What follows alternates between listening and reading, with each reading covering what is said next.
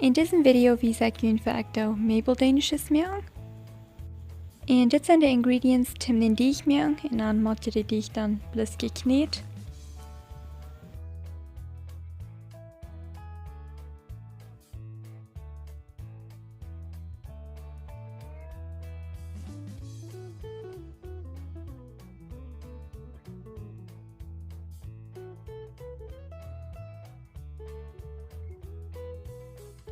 En wanneer dich is handig gekneed is, dan doe ik met den blus op een plastic nap, wenn einer mat den im Posten im e-shop han. Plus wenn du so viel Butter magst, als dat die dich einmal fein kalt worden. En einer soll wenigstens im Posten, oder einer kann auch über Nacht den dich im e-shop han. En wanneer dich is aus dem Posten im e-shop was, dann ist der Reut den utrollen en de meubeldenisches dann mehr. En den tijd wat die im e-shop is, dan kan einer zich dat ook her en wat einer donandet, so den filling. En dat is hab dat hij hier zijn kliningsgebied de lijn door haak dat is hab uit nog nap wat ik donandet.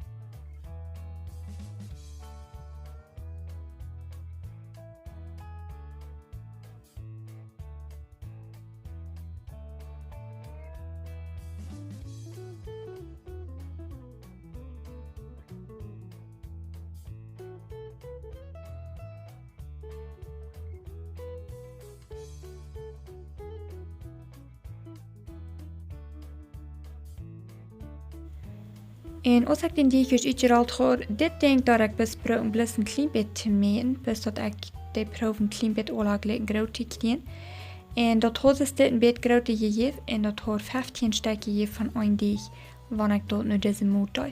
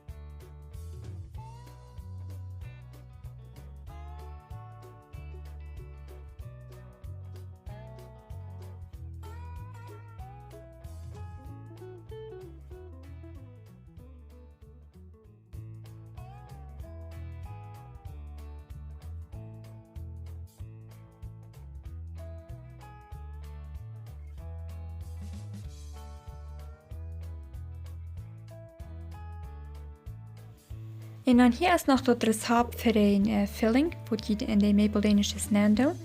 En dat lusje wat ik hier in beeld had, dat is plus dat cornstarch wat er dan van neten is.